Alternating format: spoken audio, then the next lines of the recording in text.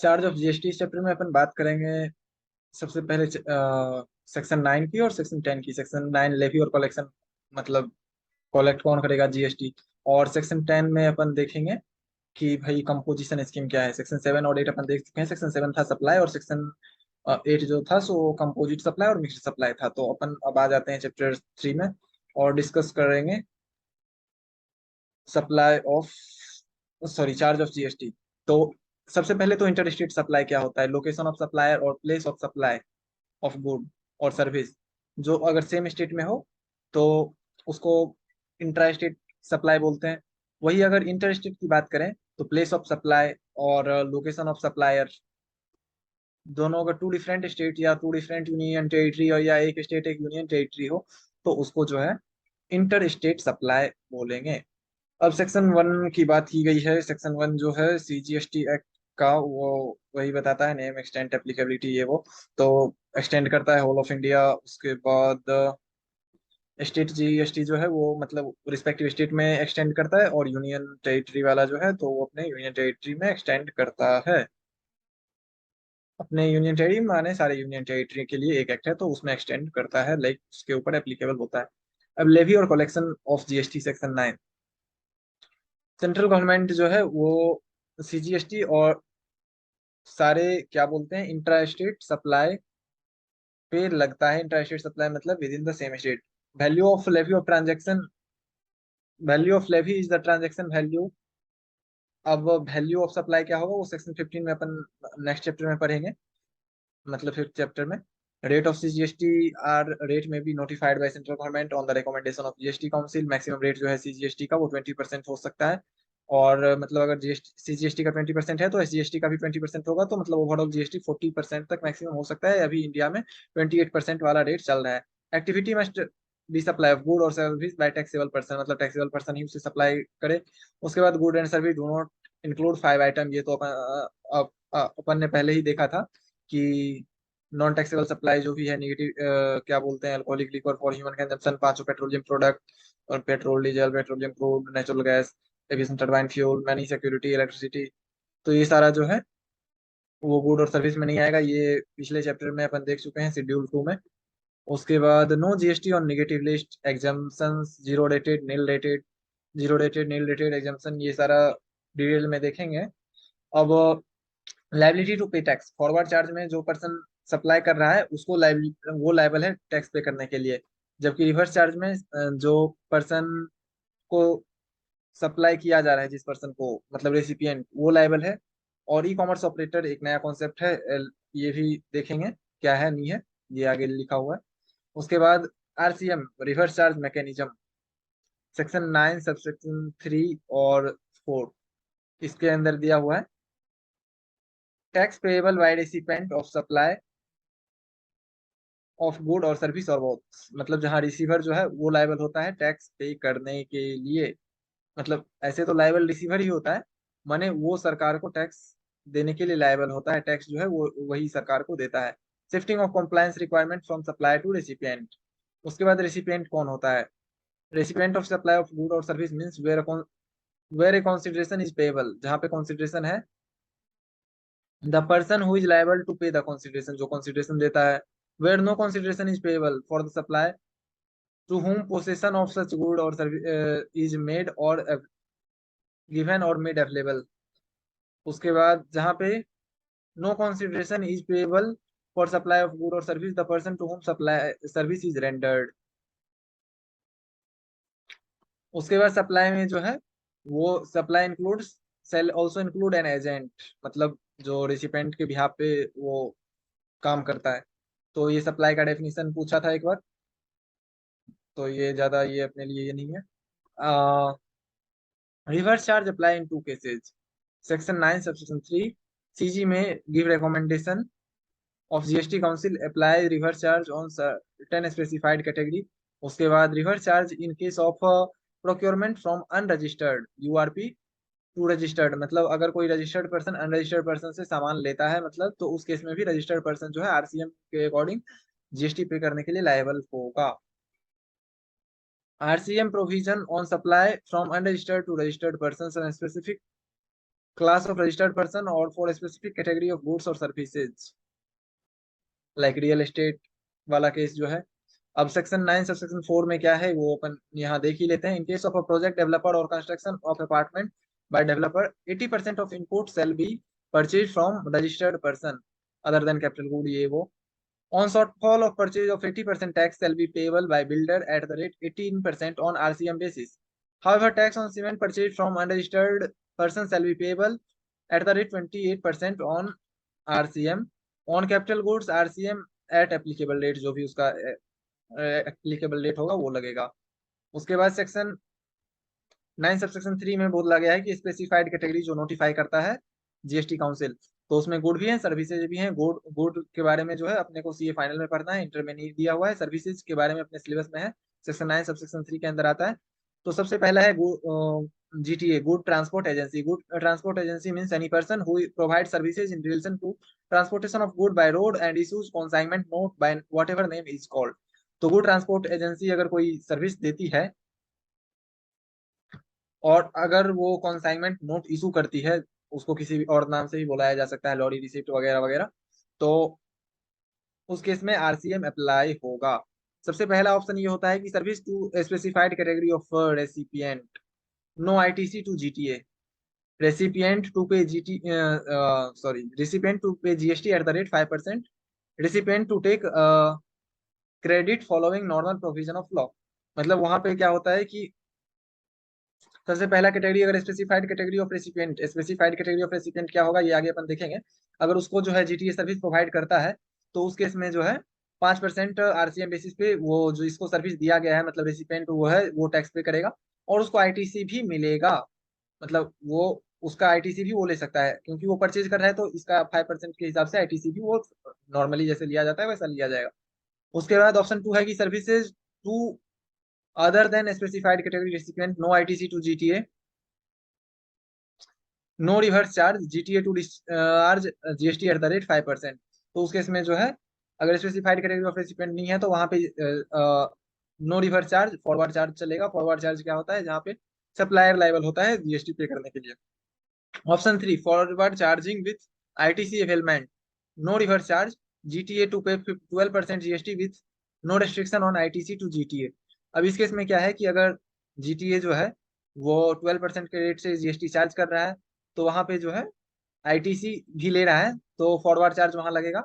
और ये अगर 12% वाला ऑप्शन ऑप्ट करता है तो दूसरा कोई ऑप्शन जीटीए ऑप्ट नहीं कर सकता।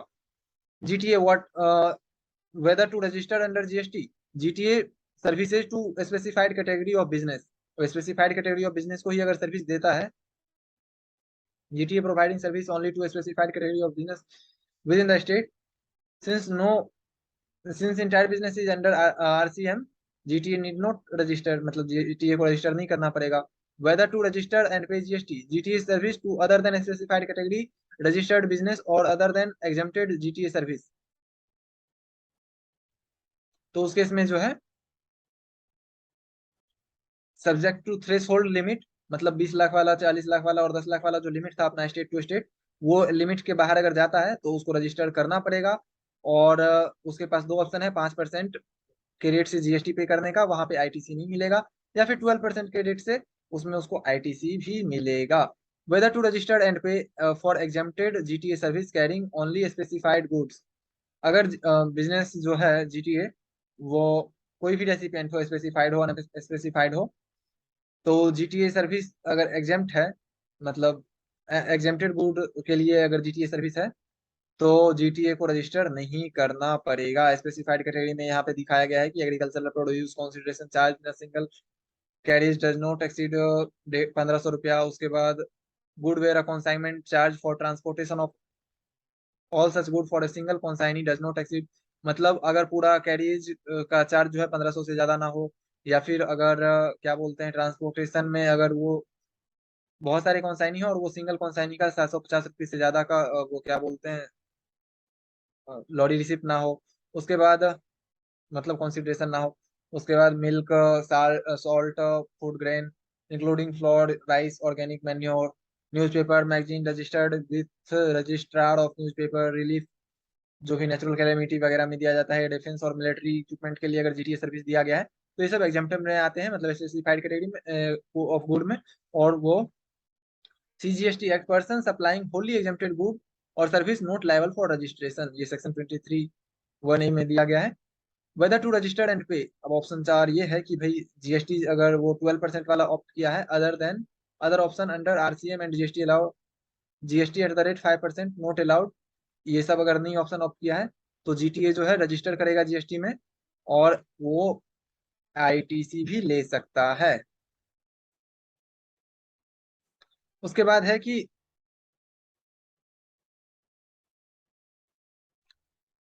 GTA other than GTA other than a GTA who pays 12% with ITC benefit, RCM on RCM for GTA will be 5%। अगर वो स्पेसिफाइड कैटेगरी ऑफ बिजनेस को ही खाली सप्लाई करता है, तो स्पेसिफाइड कैटेगरी कौन कौन से हैं ये देख लेते हैं एक बार। तब से specified specified category of recipient बोल रहे थे, तो फैक्ट्री कोई भी जो हो, या फिर सोसाइटी कोई भी हो रजिस्टर्ड, या फिर कोऑपरेटिव सोसाइटी। उसके बाद सोसाइटी और कोऑपरेटिव सोसाइटी दोनों दोनों है, गोकुल धाम सोसाइटी वो सोसाइटी में आ जाता है, कोऑपरेटिव सोसाइटी अमूल मिल्क जैसे हो गया। उसके बाद एनी रजिस्टर्ड पर्सन, या फिर any body corporate established under any act और law, any partnership firm registered और नॉट अंडर एनी एक्ट और law, any casual taxable person, casual taxable person क्या होता है ये अपन देखेंगे आगे। Services provided to GTA to an unregistered person including an unregistered casual taxable person other than above are exempted।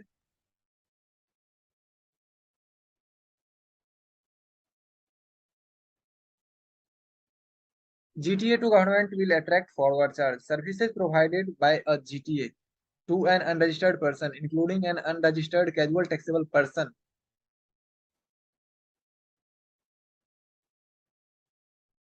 are exempted।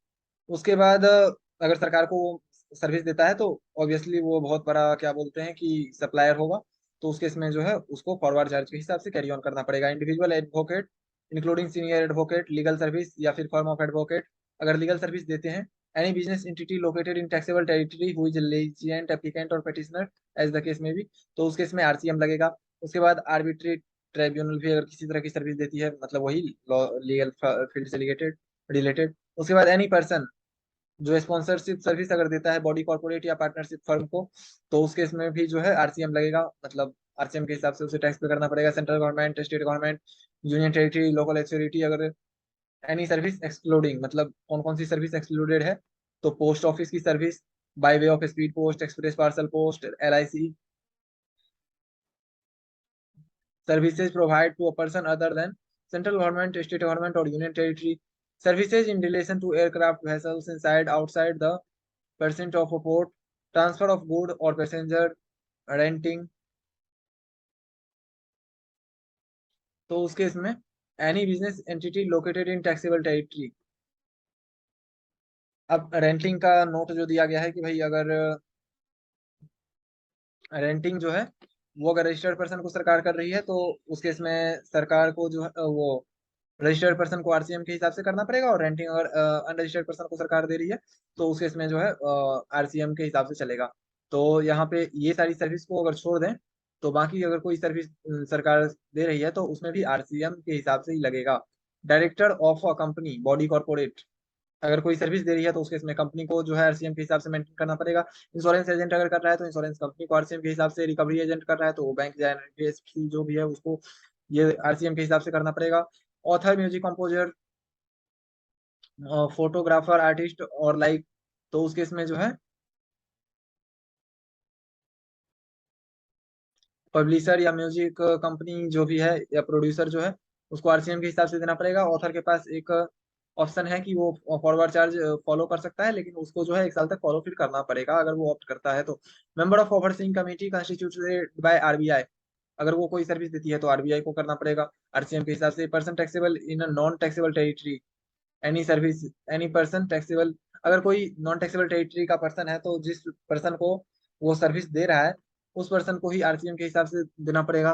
Transportation of good by vessel from one place from a place outside India up to custom station और clearance in India, importer located in taxable territory, उसको RCM के हिसाब से IGST देना पड़ेगा।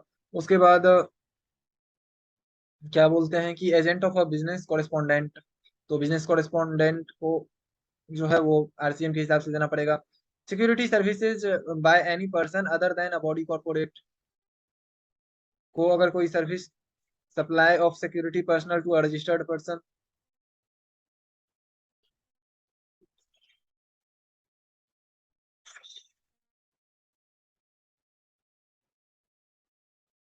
Security service अगर कोई body other than a body corporate अगर दे रही है, supply of security personnel to registered person, तो उस रजिस्टर्ड पर्सन को फॉरवर्ड चार्ज के हिसाब से करना पड़ेगा। उसके बाद renting of motor vehicle to non non body corporate to a body corporate supplying paying GST at the rate 5% to corporate entity. Renting of motor vehicle supplier paying 5% GST corporate entity, body corporate को अगर कोई service दे रही है motor vehicles की, तो body corporate को RCM के हिसाब से फॉलो करना पड़ेगा। लैंडिंग ऑफ सिक्योरिटी, तो अगर से भी वो बॉरोवर को ये करना पड़ेगा, तो मतलब ये सारा ज्यादा इतना इंपॉर्टेंट नहीं है। उसके बाद लॉन्ग टर्म लीज, तो जिस पर्सन को लीज, उसके बाद person supplying any person by way of TDR FCI, ये सारा अपने को ज्यादा डिटेल में नहीं जानना है। तो यही है कि आरसीएम में ये सारे लोग फॉलो होएंगे। Renting of motor vehicle under RCM, supply when provided by supply suppliers paying GST at the rate 5% to corporate entity may be placed under RCM. RCM not recommended for supply, they're paying 12% eight, वही वाला case है कि अगर 5% वाला case है तो RCM लगेगा, अगर 12% वाला सप्लायर है तो सप्लायर को ही जो है फॉरवर्ड चार्ज के हिसाब से देखना पड़ेगा। उसके बाद two possibility where supplier of service GST at the rate 12% to service recipient, the service recipient shall not be liable to pay GST under RCM, where the supplier does not charge 12% from service recipient, the service recipient shall be liable to pay GST under RCM. उसके बाद RCM shall be applicable on the service by way of renting of any motor vehicle designed to carry passenger, where the cost of fuel is included in consideration from service recipient only if supplier fulfills the following conditions: supplied is other than a body corporate, does not issue an invoice charging GST, supplier the supplies the service। अब RCM applicable होने के लिए supplier जो है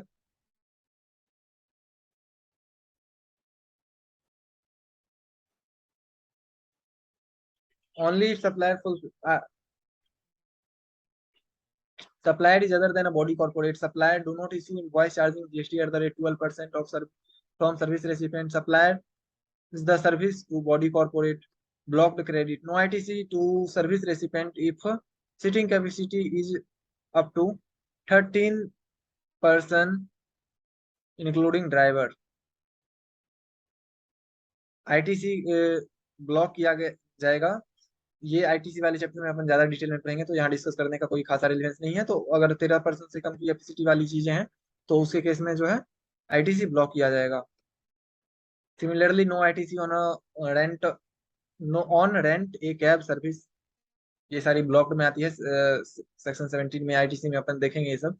service received by from a service provider of service located in non taxable territory, reverse charge exempted in following cases. अगर central government कोई service ले रही है अदर देन बिजनेस प्रोफेशन, या अगर कोई चैरिटेबल एक्टिविटी के लिए अगर फॉरेन सर्विस लिया जा रहा है, या फिर person located in non taxable territory है, तो वहां तो आरसीएम लगने का कोई चांस है ही नहीं। However exemption shall not apply to online information and database access of database access or retrieval, services by way of transportation of goods from one place outside India up to the custom station of clearance received by person specified in entry। On another point on reverse charge applies to importation of service under IGST Act।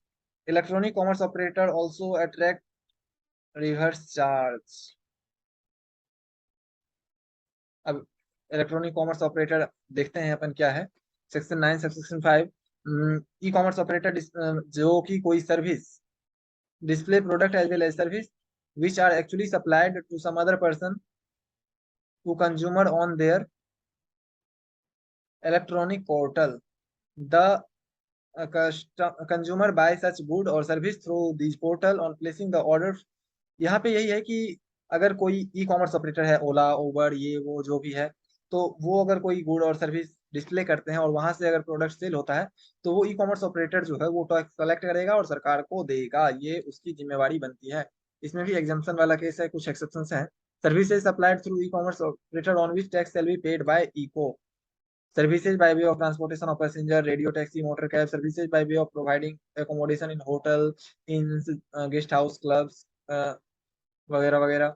Services by way of housekeeping. If supplier of such service is not liable. मतलब अगर ये लोग खुद से registered नहीं है GST act के लिए, या उनका थ्रेशोल्ड लिमिट नहीं है, तो ई कॉमर्स ऑपरेटर को जो है, अगर वो लोग ऑप्ट करते हैं कि नहीं भाई जीएसटी हम खुद पे कर देंगे, तो वो उनके ऊपर है, नहीं तो इको को जो है वो पे करना पड़ेगा। अब रेडियो टैक्सी की मीनिंग क्या है, इसको इतना डिटेल में अपन को जाने का कोई जरूरत है नहीं वैसे, तो इसको छोड़ ही देते हैं। Maxi cab, motorcycle shall the same meaning as assigned in section 2 of motor vehicle act. Maxi cab means but not more than 12 passenger, 6 से ज्यादा हो। उसके बाद मोटर कैब मतलब do not carry more than 6 passenger. Motor car means vehicle other than a transport vehicle, omnibus, road roller, tractor, motor vehicle, or invalid carriage. All the provision of CGST Act will apply to such eco as he is supplier liable to paying tax in relation to supply of above services. The above provision of eco shall apply only in case of supply of services. मतलब e commerce operator वाली services जो है supply of services के case में ही लगेगी। Person liable to pay GST for specified services when supplied through ECO. अगर ECO taxable territory में है तो पर्सन जो भी लायबल है। उसके बाद अगर फिजिकल प्रेजेंस नहीं है तो उसका जो रिप्रेजेंटेटिव है, अगर रिप्रेजेंटेटिव नहीं है तो उसको रिप्रेजेंटेटिव अपॉइंट करना पड़ेगा for the purpose of paying tax.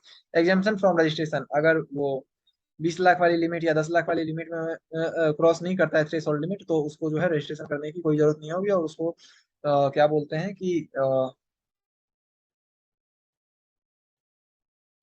Exempted हो जाएगा और फिर उसको टैक्स भी नहीं पे करना होगा। उसके बाद value of supply in construction of complex. Value of supply of services और good in proportion to such supply in construction of complex involving transfer of property in a land, undivided share of land, total. अगर मान लीजिए कि कोई construction of complex हुआ और completion certificate नहीं लिए, और अपन वो चीज जो है सेल आउट कर रहे हैं बिफोर कंप्लीशन सर्टिफिकेट, तो जीएसटी लगता है ना, मतलब कॉम्प्लेक्स वगैरह या फिर जो भी है बिल्डिंग ऐसे। तो उस केस में क्या होगा कि total amount charge for supply, consideration charge for aforesaid services plus amount charged for less value of land or undivided share। तो उस केस में जो है अगर टोटल जितना कंसिडरेशन लिया गया है, consideration charge for aforesaid, total amount charge for supply plus amount charge for transfer of land और अनडिवाइडेड शेयर, उसके बाद 1/3 जो है लैंड की वैल्यू के रूप में उसमें से डिडक्ट करके जितना अमाउंट है उसके ऊपर 28% का जीएसटी लगेगा। उसके बाद लॉटरी, बेटिंग, गैम्बलिंग में क्या होता है कि भाई 28% जीएसटी तो लगती है, लेकिन 28% जीएसटी किस पे लगती है? अगर 100 रुपीज की लॉटरी है तो 100 पे 28 रुपीज लगेगी, या मतलब 100 रुपीज में ही 28 रुपीज लगेगी। मतलब 100 रुपीज पे 28, मतलब 100 पे 28, मतलब सीधा सीधा 28 रुपया। और 100 में ही 28, मतलब टैक्स 28 मिला के 100 रुपीज हो रहा है, वो वाला केस। तो यही चीज क्लियरिफाई किया गया है कि भाई फेस वैल्यू पे लगेगी, तो उस केस को कैलकुलेट करने के लिए जो है 100/128 करके ही हम कर सकते हैं कि भाई टैक्सेबल वैल्यू ऑफ सप्लाई क्या होगी लॉटरी और बेटिंग गैम्बलिंग के केस में। उसके बाद कंपोजिशन स्कीम, सॉरी, सेक्शन 9 अपना खत्म हो गया। सेक्शन 9 में अपन ने देखा कि भाई फॉरवर्ड चार्ज, रिवर्स चार्ज, और क्या बोलते हैं, e commerce operator. Objective of composition scheme, इसका जो ऑब्जेक्टिव था कि to bring simplicity and reduce compliance cost for small tax payers who can opt for composition scheme.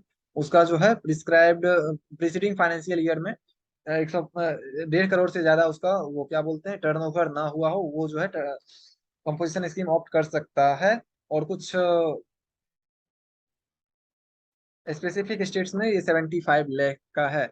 अब वो जो है इनवॉइस नहीं रेज कर सकते, they do not require to raise any tax invoice but simply they need to issue bill of supply।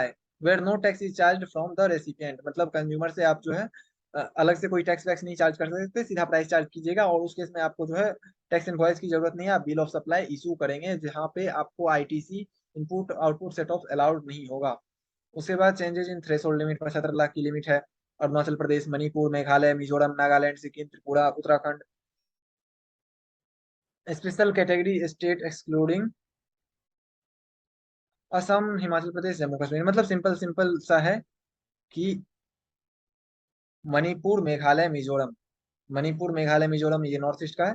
Sikkim, Nagaland, Tripura, Uttarakhand, Arunachal Pradesh, मतलब north east का सारा स्टेट्स, और एक उत्तराखंड को ऐड ऑन करके, और एक नॉर्थ ईस्ट में जो है असम को इंक्लूड नहीं किया गया है। बाकी 1.5 करोड़ की लिमिट जो है सारे स्टेट्स के ऊपर लगेगी।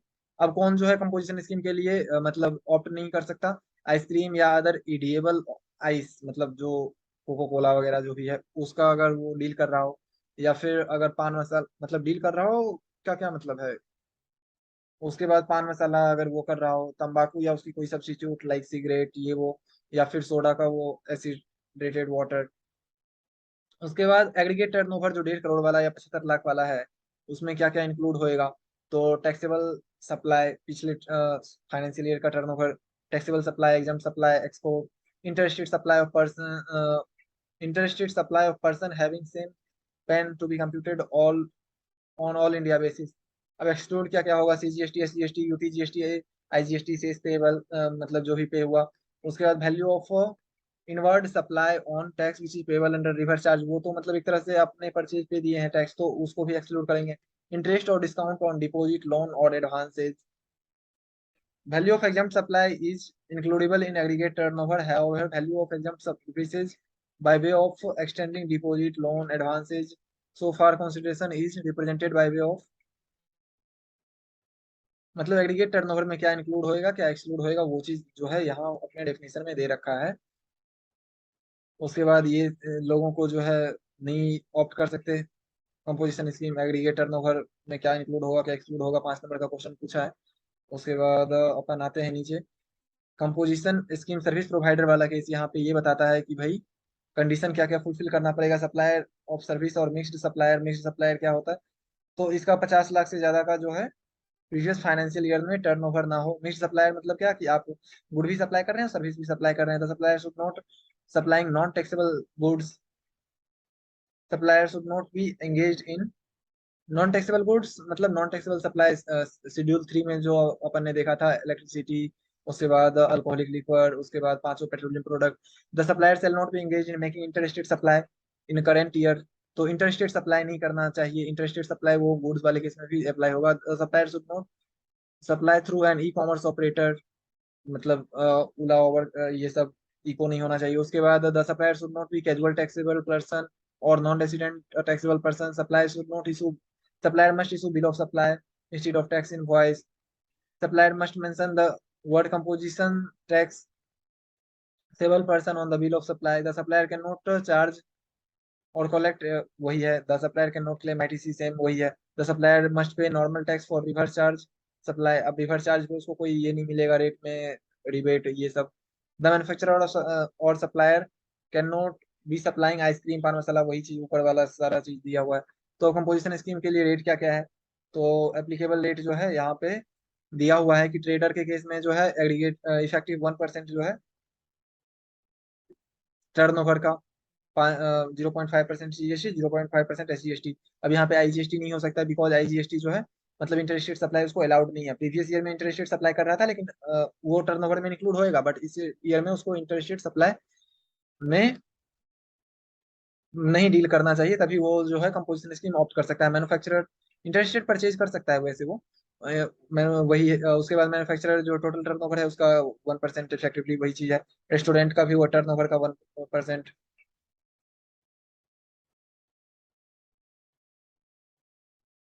कंपोजिशन सर्विस प्रोवाइडर और mixed supplier tax on total turnover,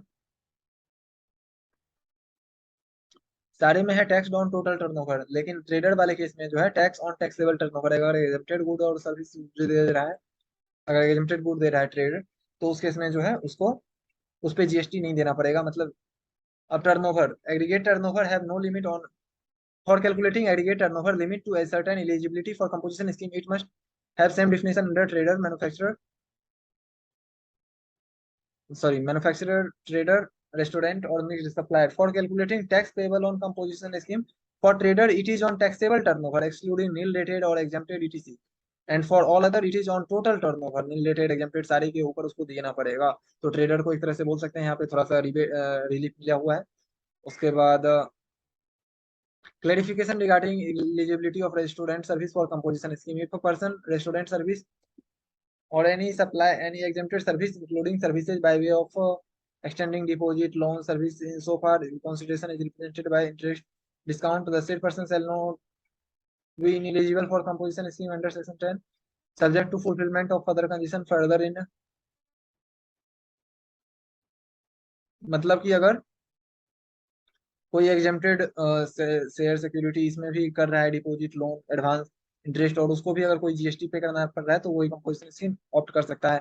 intimation for opting composition scheme, तो रजिस्ट्रेशन के टाइम ही या तो ऑप्ट कर सकते हैं या फिर जो है the same shall be considered as intimation to pay form GST registration 0 और 1 के साथ। उसके बाद such intimation shall be considered only after grant of registration, grant जैसे ही होगा। उसके बाद option to pay tax under composition levy shall be effective from the date on which registration is effective. अगर रजिस्टर्ड पर्सन ऑलरेडी है तो electronically उसको file करना पड़ेगा प्रायर टू मतलब फाइनेंशियल ईयर स्टार्ट होने से पहले जीएसटी CMP 0 1। उसके बाद statement in prescribed form with in 90 day from commencement of relevant financial year. उसके बाद any intimation respect of place of any business in a state shall be deemed to be an intimation in respect of all the place of registered। मतलब वही है कि आपका सारा business जो है कंपोजिशन स्कीम में आना चाहिए। ये नहीं कि भाई अभी स्टेट का बिजनेस हम कंपोजिशन स्कीम में ले रहे हैं और दूसरे स्टेट का जो है रेगुलर में ले रहे हैं, तो अगर सेम पेन के अंदर रजिस्टर्ड है तो आपको जो है सारा बिजनेस एक ही वो एक ही चीज आपके ऊपर अप्लाई होगा। और the option to pay tax under composition levy shall be effective from beginning of financial year. तो अगर आप नया रजिस्ट्रेशन कर रहे हैं तो फाइनेंशियल ईयर स्टार्ट होने के बाद ही आप जो है 1 अप्रैल से वो स्टार्ट कर सकते हैं। Detail of stock from beginning of composition scheme, अब जो भी आपका स्टॉक है उसके ऊपर आपको आईटीसी वगैरह जो मिलेगा तो उसके लिए जो है आपको स्टॉक की डिटेल भी देनी होगी। उसके बाद condition and restriction on composition scheme, casual taxable person और नॉन रेजिडेंट नहीं होना चाहिए, ऊपर ही देख चुके हैं। उसके बाद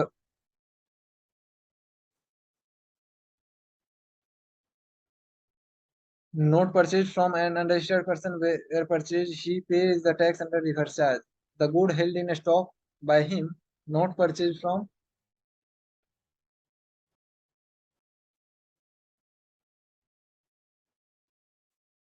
that he shall pay tax under reverse charge on out inward supply of goods or services or both।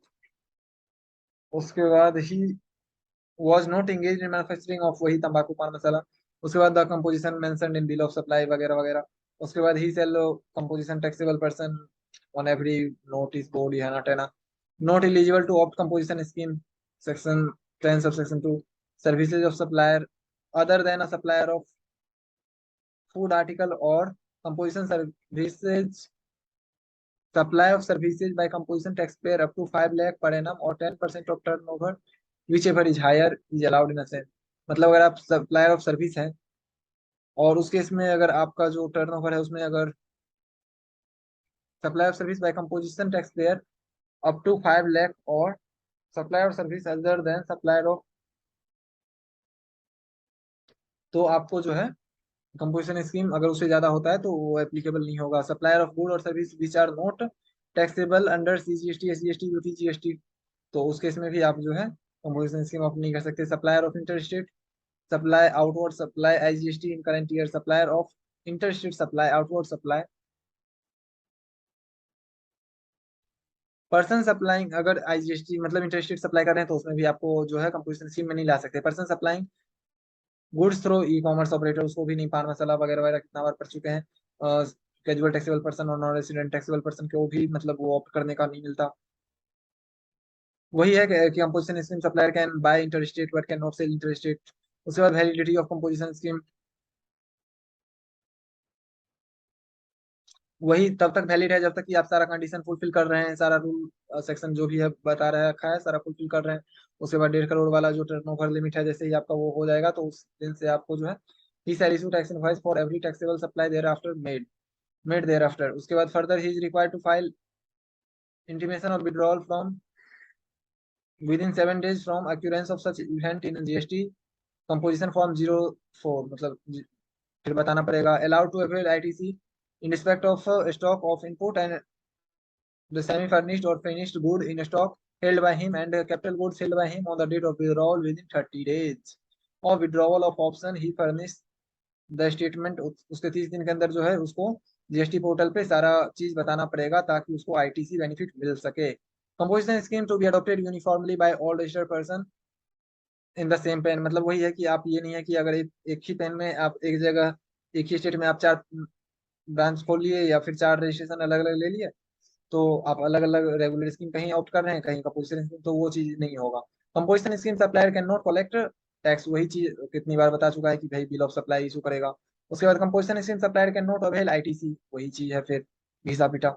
उसके बाद imposition of penalty in case of irregular availment of composition scheme, अगर आप इरेगुलरली अवेल कर रहे हैं composition scheme, आप eligible नहीं थे तो उसके केस में जो है पेनल्टी जो है जीएसटी एक्ट में है वो बताया किया जाएगा, अप्लाई किया जाएगा। Where the proper officer suspects the eligibility of registered person to pay tax under composition scheme में इशू सो कॉज नोटिस, और 30 दिन के अंदर रिप्लाई होगा, और रिप्लाई अगर आपका एक्सेप्ट हो गया तब तो ठीक है। On denial of option to और on denying the option to pay tax under composition scheme from the date of option और फ्रॉम द डेट, मतलब वही है कि अगर आपको डिनाई किया गया तो जिस डेट से आप जो थे एलिजिबल थे या जिस डेट से आपने इनकरेक्ट अवेलमेंट किया तब से आपको जो है कंपोजिशन स्कीम नहीं रेगुलर स्कीम के हिसाब से सारा कुछ देना पड़ेगा।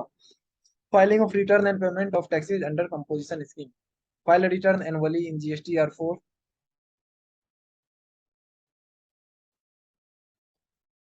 For financial year by 30th April of succeeding financial year. ये वैसे रिटर्न वाले चैप्टर में भी अपन देखेंगे।